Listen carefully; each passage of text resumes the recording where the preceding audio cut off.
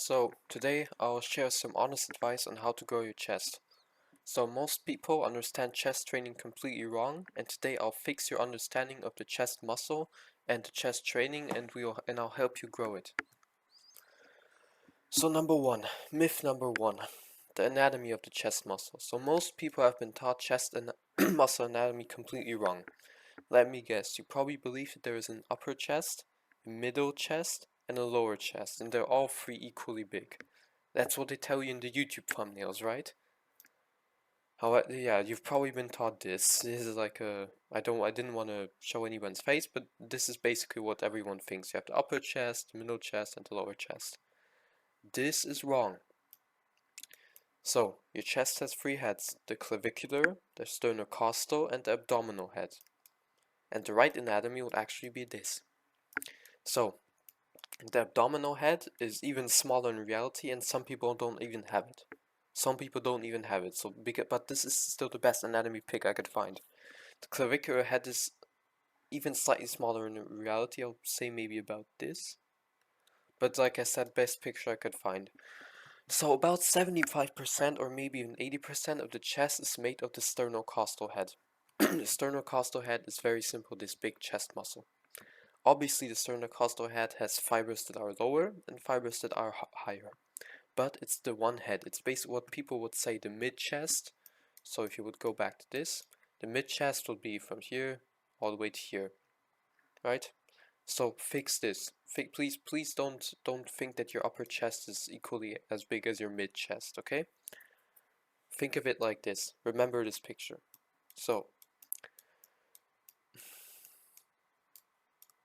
sorry, it doesn't really work right now. So, next myth, the upper chest. So you've probably been taught in a lot of YouTube videos on how to build an aesthetic body that you should focus on your upper chest. However, the clavicular head, as we saw, is very small compared to the sternocostal head. So if you want to have a big chest, it makes much more sense to focus on your sternocostal head, simply because it's about 75 to 80% of your whole chest muscle. However, you can bias the upper fibers of the sternocostal head, like let's go back to the picture, if we can.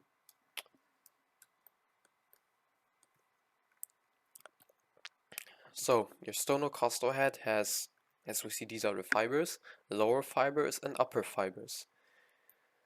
You can obviously bias the upper fibers, and that way your upper fibers might be more developed than the lower fibers, but you can't fully isolate them, obviously. You can isolate the clavicular head if you want, however, that doesn't really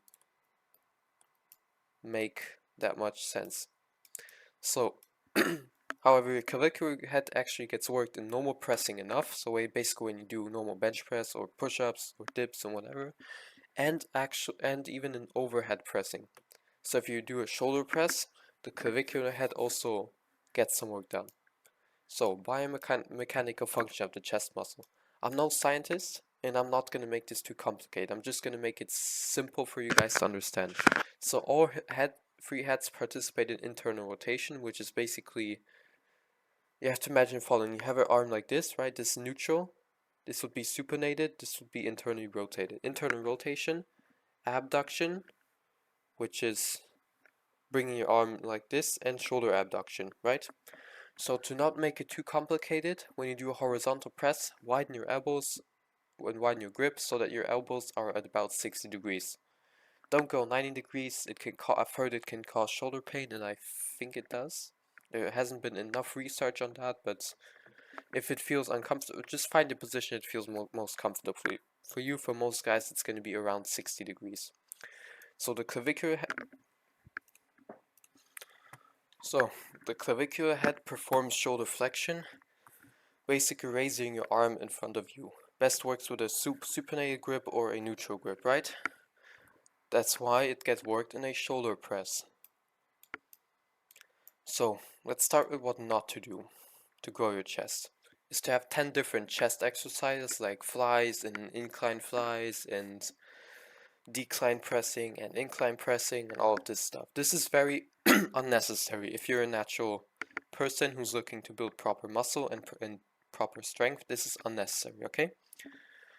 You should have 2 to 3 exercises, but let's get into that. So what to actually do to grow your chest. some practical advice. So pick 1 or 2 chest compounds, it depends on how much time you have, and progress with them. Examples would be dips, bench press, barbell press, weighted push-ups, things like that, right? Personally, I would recommend you do dips or weighted dips, definitely, to integrate that, simply because, in my opinion, it's the best compound exercise for pushing movements in general. You get an amazing stretch, you get an amazing range of motion, you get strength that carries over to other pushing lifts such as bench press and overhead press. Overall, the dip is just a staple exercise, and in my opinion, everyone should do it. However, if you don't find it fun, if you don't want to do it, you don't have to. Remember, stick to exercise that you like and that you find fun, so that you can consistently progress with. So you should have some kind of horizontal press, push-up, bench press, etc. However, if you're low on time, just pick one of them. It's fine. If you're low on time, we understand you can't train that much. Just pick one of these and focus on that and consistently progress. So I built my chest with only dips and deficit push-ups. Recently I started adding rings, obviously, because rings are, please, if you train calisthenics, get rings. They're a game changer for chest growth. You get a way better stretch, you get freedom of movement, and you get an amazing contraction at the top. So if you're into bodyweight training, please, I recommend you getting rings. So an example workout of a push/chest workout would be 2 sets of weighted dips and 2 sets of dumbbell bench press. If you want to target the upper fibers more, like we talk about, you can do incline dumbbell bench press. However, then please set the incline at about 30 degrees.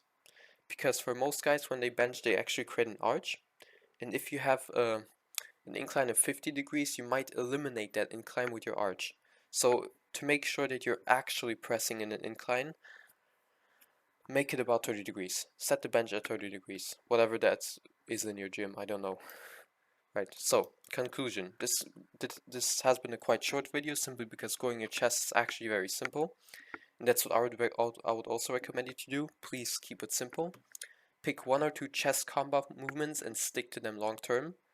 Don't worry about any optimal isolation or whatever. And just progress consistently, do it long term, and trust me, your chest will grow. So, that would actually be it for today's video. If you want if you want any other videos, please like, comment, and recommend me what other videos to do, okay?